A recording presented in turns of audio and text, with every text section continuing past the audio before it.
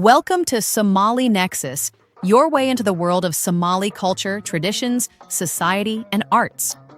On this journey, we step into the heart of Somali heritage, admiring its resilience and beauty as we explore its evolution through the years.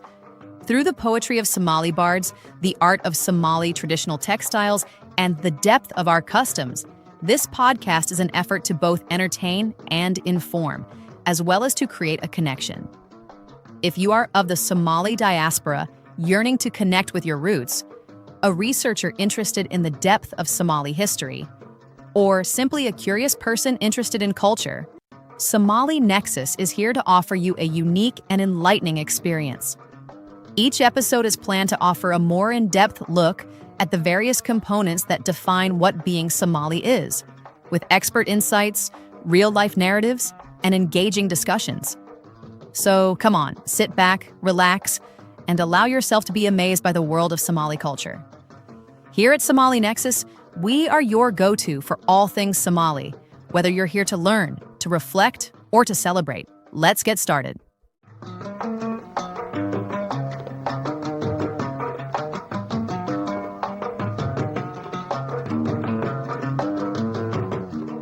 Welcome to Somali Nexus, your hub for exploring Somali culture, traditions, society, and the arts. From timeless poetry to modern storytelling, from traditional customs to contemporary social change, we bring you the voices and stories that define Somali heritage. I'm Abdi. And I'm Sagal, and together, we'll take you on a journey through the heart of Somali identity, its past, present, and future. Whether you're Somali, a culture enthusiast, or just curious to learn more, this is the place to be.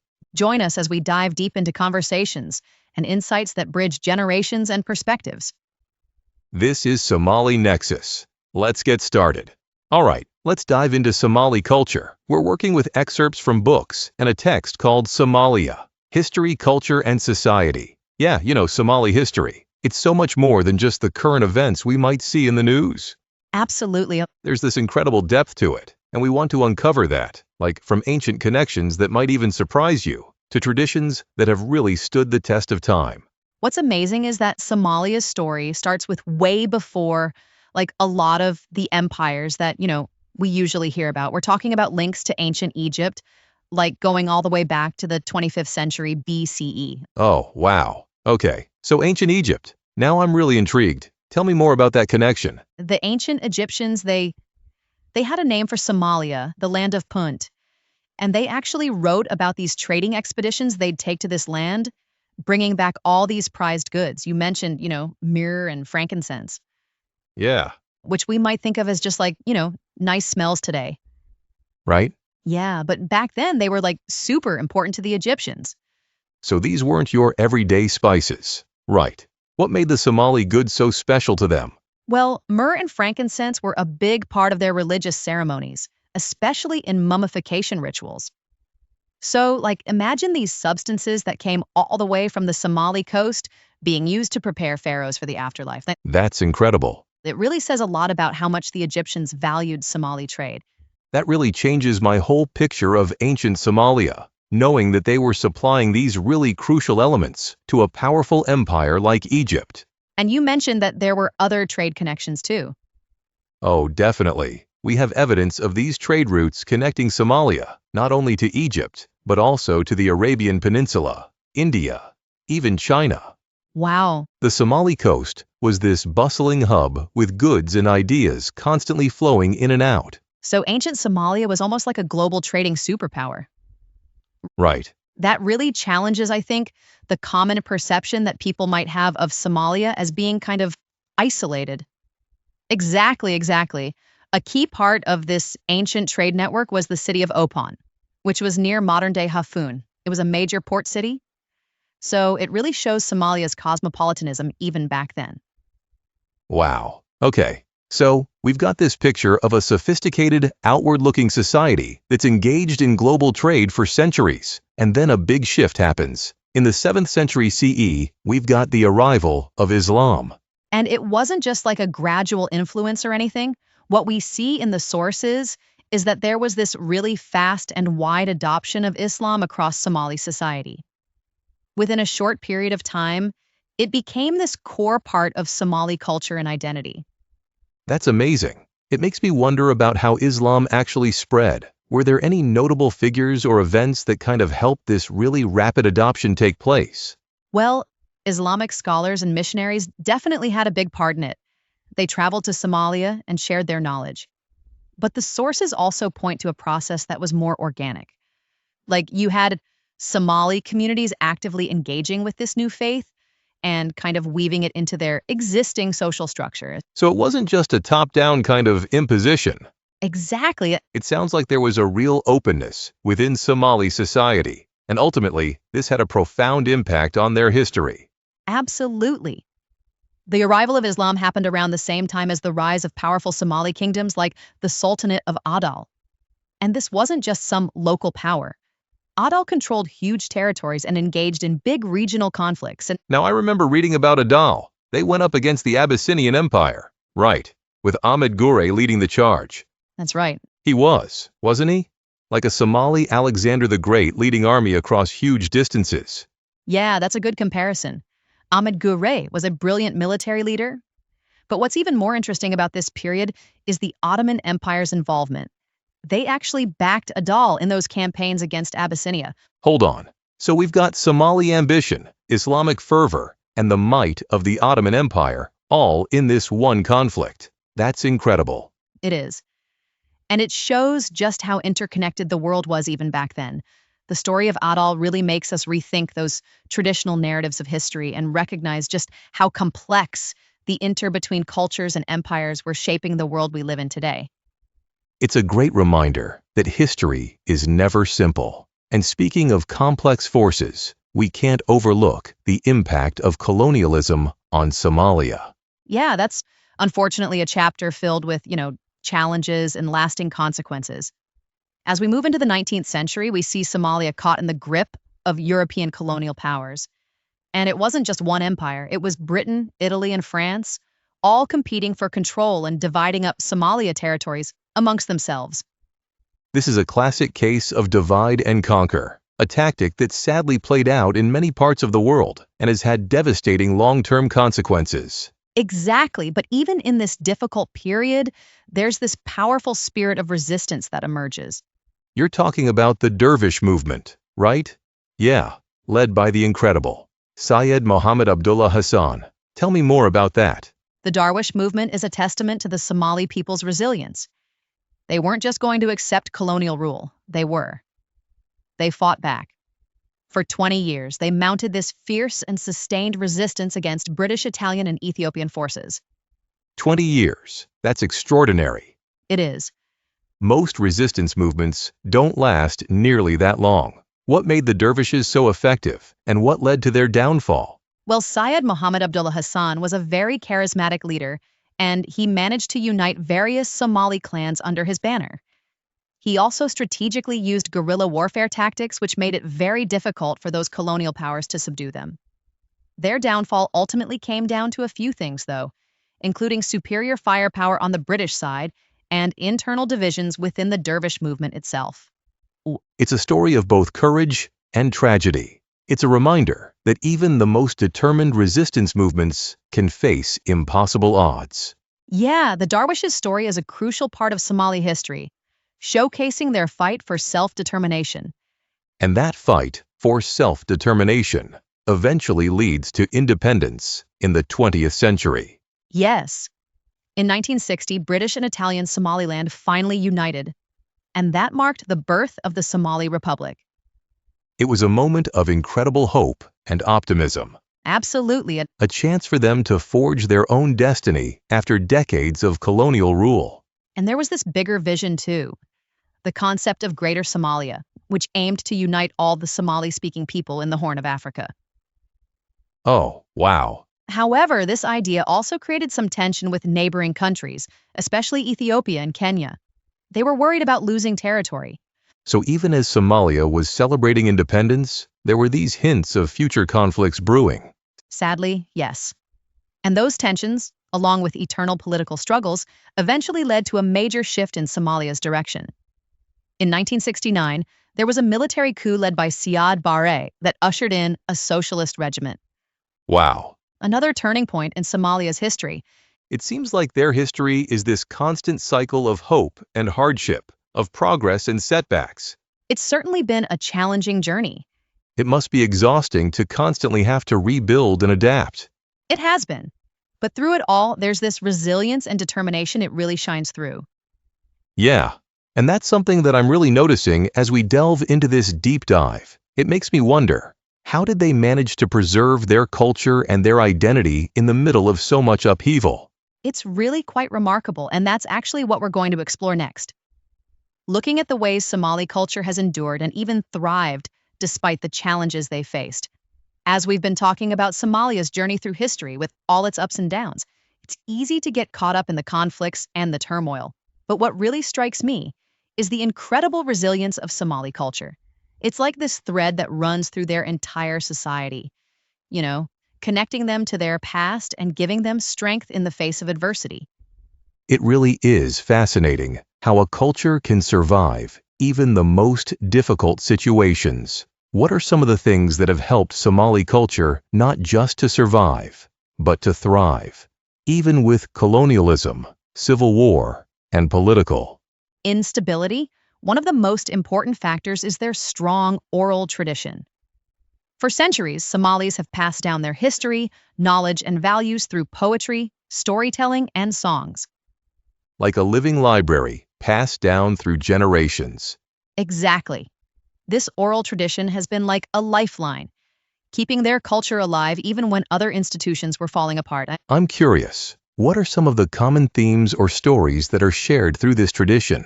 Many of the stories revolve around bravery, resilience, and the importance of community. They often feature these heroic figures who overcame incredible obstacles, showing the strength and adaptability of the Somali people.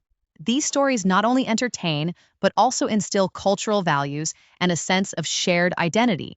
It's amazing how powerful stories can be. And this oral tradition isn't just limited to Somalia itself, is it? The Somali diaspora has played a huge role in preserving and spreading Somali culture all around the world. Absolutely. Millions of Somalis have had to leave their homes due to conflict and hardship, creating this vibrant diaspora community across many different countries. And wherever they go, they take their traditions with them, making sure that Somali culture continues to flourish. It's like planting cultural seeds in new soil and watching them grow in unexpected places. And I imagine that connection to their heritage is incredibly important for the diaspora community, especially for people who may have been forced to leave their homeland in really difficult circumstances. You're absolutely right. Maintaining those cultural ties gives them a sense of belonging, of continuity. It helps them stay connected to their roots and pass on their heritage to future generations, even if they're living far away from Somalia. It's really a testament to the power of culture. You know, we've talked about resilience, trade, Islam, and the diaspora. But there's another aspect of Somali culture that I find fascinating: the language. Oh, the Somali language is definitely fascinating. What about it caught your eye? Well, I was really surprised to learn that it was primarily an oral language until fairly recently. It wasn't until 1972 that they officially adopted the Latin script for writing Somali. That's amazing to me, considering how rich their oral tradition is. It really is quite remarkable. Imagine all that knowledge, poetry, and those stories passed down orally for centuries before finally being written down. Adopting a standardized writing system was a huge moment for Somali culture, opening up all sorts of new opportunities for literacy, education, and preserving their heritage. It must have been a big job to develop a writing system that could accurately capture the nuances of such a rich oral language. Were there any debates or challenges in choosing a script? Oh, there definitely were. Before they chose the Latin script, other writing systems were used, like Arabic script and a script developed by a Somali scholar named Osman Yusuf Kenedid. But the Latin script ultimately won out because it was more practical and accessible. And It's interesting to think about how those decisions about writing systems can have such a big impact on a culture. And speaking of cultural nuances, we can't forget about the clan system in Somali society. yes, the clans. Understanding them is key to understanding Somali culture and how their society works. You could think of them as these big extended family networks, but it's actually a lot more intricate than that. It's more than just blood ties. Right, they play a big role in governing, resolving disputes, managing resources, and even forming political alliances. So, it's about a complex web of social obligations and loyalties that affects almost every part of life. Exactly. The clan system is hierarchical, with these large clan families branching out into smaller subclans and lineages. Loyalty to your clan is super important. It gives people a sense of belonging and security. And it's a system that has helped Somalis navigate tough times and keep order for a very long time. But of course, it can also cause conflict because competition for things like resources and political power can create tension between clans. So, it's a double-edged sword then, a source of strength, but also potential division. But it sounds like it's deeply woven into the fabric of Somali society. Oh, it absolutely is. And we have to remember that it's evolved over time. Right? It's adapted to changing circumstances. It's not static. It's a dynamic, complex social fabric that continues to shape how Somali society functions. It sounds like a fascinating area of study for anthropologists and sociologists. I wonder how this system might change as Somalia modernizes and becomes more globalized. It's a great question. Now, switching gears a bit, let's talk about another defining element of Somali culture, their pastoral lifestyle. Oh yeah, the camels. I can't think of Somalia without those majestic animals crossing the desert. It's such a different world from our own urbanized lives. Tell me more about how important this pastoral way of life is. It's not just camels, though. They definitely hold a special place. It's about a deep connection to livestock in general. Goats, sheep, cattle. For centuries, Somalis have lived as nomadic herders, traveling across vast distances to find grazing land for their animals. This lifestyle has shaped their culture, their values, even their whole way of seeing the world. I can imagine that when your very survival depends on your animal's well-being, you develop a deep respect for nature and a connection to it. Does this pastoral lifestyle influence other parts of their culture too? Oh, absolutely. It's shaped everything from their cuisine to their social customs. For instance, Somali cuisine is known for being resourceful. They use every part of the animal and incorporate ingredients they can find in their environment. It sounds like a cuisine that was born out of necessity, but also ingenuity. What are some of the staple dishes or flavors that define Somali food? Well, one key staple is angaro, which is this spongy, slightly sour flatbread made from fermented tiff flour, kind of like Ethiopian angara. It's the base for a lot of their meals. They also have berries, a fragrant rice dish often seasoned with cumin, coriander, and other spices. And then there are these amazing stews called marak. They can be made with all kinds of meat, vegetables, and lentils. It all sounds so flavorful. And what about sambusa? I've heard of those. Those little savory pastries. Are they a big part of Somali cuisine too? They are. Sambusa are a really popular snack or appetizer, often filled with spiced meat or vegetables. And of course, no Somali meal is complete without sha, strong sweet tea.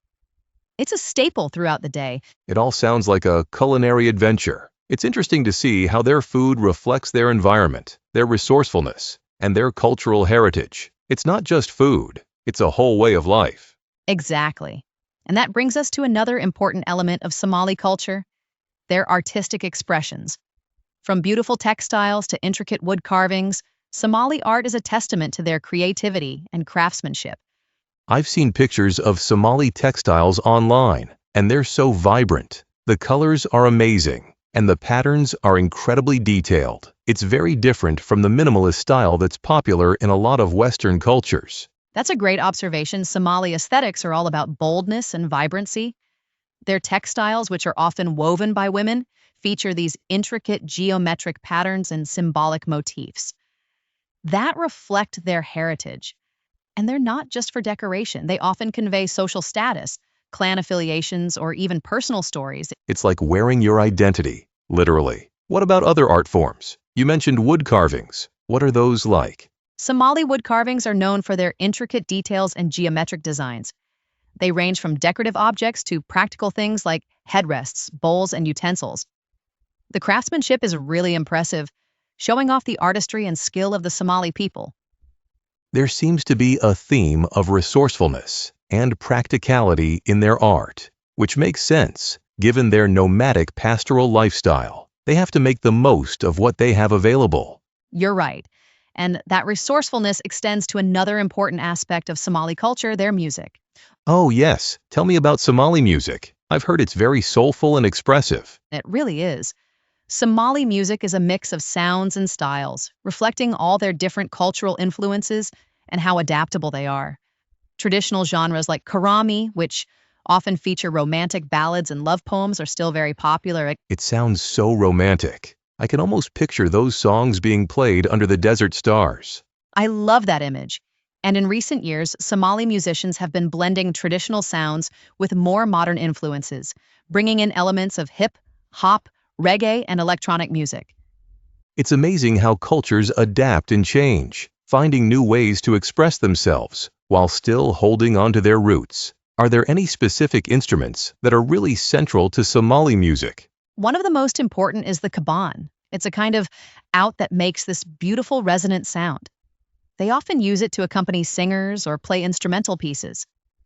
It sounds like an instrument that could tell so many stories. I'm really beginning to appreciate the depth and variety of Somali art and music. It's a reminder that there's beauty and creativity everywhere in the world. I agree. And as we enter the 21st century, it's important to remember that Somali culture isn't frozen in time. It's always evolving, adapting to new challenges and incorporating new ideas, all while keeping its core values and traditions alive. It's been amazing to explore all these different sides of Somali culture. I feel like we've really uncovered something special, a culture that's so rich in tradition, resilient, and constantly evolving. But as we've seen throughout this deep dive, Somalia's modern history is complicated. We can't ignore the political landscape and the challenges they're facing. You're right. It's important to remember that Somalia isn't just one thing. There are different regions within Somalia, each with its own history, its own dynamics, and its own aspirations. You talked about Puntland and Somaliland earlier. They've managed to create a degree of autonomy and stability, even with all the challenges the rest of the country is facing. Could you tell me more about these regions? What makes them different? Sure. Puntland in the Northeast declared itself an autonomous state back in 1998. They've set up their own government and security forces, and they've been relatively stable compared to other areas of Somalia. It's fascinating that there are these regions within Somalia that are basically self-governing. What has helped them become so stable? Well, a few things have contributed. First, both Puntland and Somaliland have these strong clan structures that have helped them maintain social order and resolve conflicts internally. Second, they've had effective leaders who have prioritized security and economic development.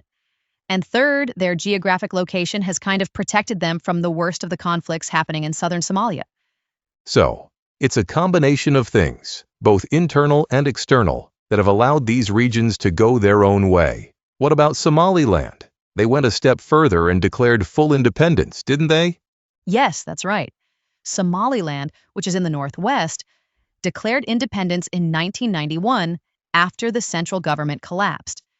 They have their own government, their own currency, and they even hold democratic elections. The thing is, their independence isn't recognized. Internationally, so they're acting like an independent nation. But without that formal recognition from the rest of the world, that's got to be tough for the people of Somaliland. It is a complex situation. They face unique challenges, but they've also made incredible progress in peace building and governance. Their experience brings up some interesting questions about self-determination and what it means to be a state in the 21st century. It makes you think, are there lessons we can learn from Puntland and Somaliland? Things that could be applied to other parts of Somalia, or even to other conflict zones around the world? Could what they've done with local governance and conflict resolution be a model for peace-building efforts elsewhere? It's definitely worth thinking about. Their experiences show how important local solutions, strong leadership, and inclusive governance structures are, and how important it is to address the root causes of conflict. While their models might not work perfectly in every situation, there are still valuable lessons to be learned from them. It reminds us that even in the toughest situations, there are signs of hope. There are examples of resilience. What about the rest of Somalia? What does the future hold for the areas still struggling with conflict and instability? The situation in southern Somalia is still fragile, but there have been some positive steps forward. The federal government, which was established in 2012, is working to rebuild state institutions and extend its authority. They're facing huge obstacles like the ongoing security threats from al-Shabaab, political divisions, and humanitarian crises. But there's a growing sense of hope, especially among young Somalis who want to help their country recover and develop. That's good to hear, that even with all the hardship, there's still hope and determination. And it's not just about political progress, is it? There's also a really vibrant entrepreneurial spirit emerging.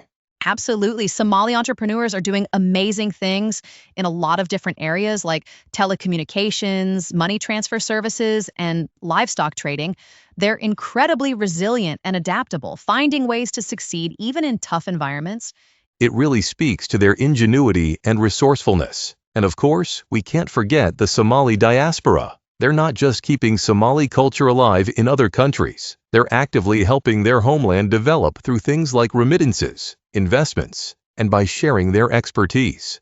It's a great example of how a diaspora community can stay connected to their roots and be a major force for good in their home country's reconstruction and progress. Their contributions are so important for Somalia's future. It's really inspiring to see how Somalis, both inside the country and around the world, are working together to build a better future. This deep dive has been a real eye-opener for me, showing us a culture that's so much more than the headlines we usually see. It's a culture that's rich, resilient, and full of potential.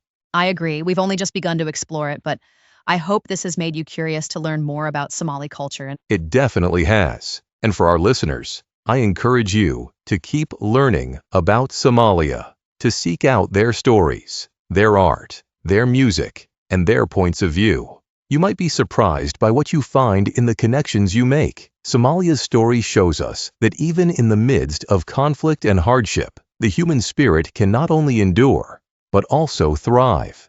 Maybe by understanding their journey, we can gain some valuable insights into our own lives and the challenges we all face.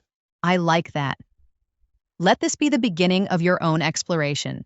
There's a whole world of fascinating cultures and perspectives out there waiting to be discovered. That's a wrap for today's episode of Somali Culture, Traditions, Society, and the Arts. We hope you enjoyed this deep dive into Somali heritage and the stories that shape our identity. We'd love to hear your thoughts. Join the conversation on comment section and let us know what topics you'd like us to explore next. Make sure to subscribe to Somali Nexus so you never miss an episode. Until next time, stay curious, stay connected, and keep celebrating the beauty of Somali culture.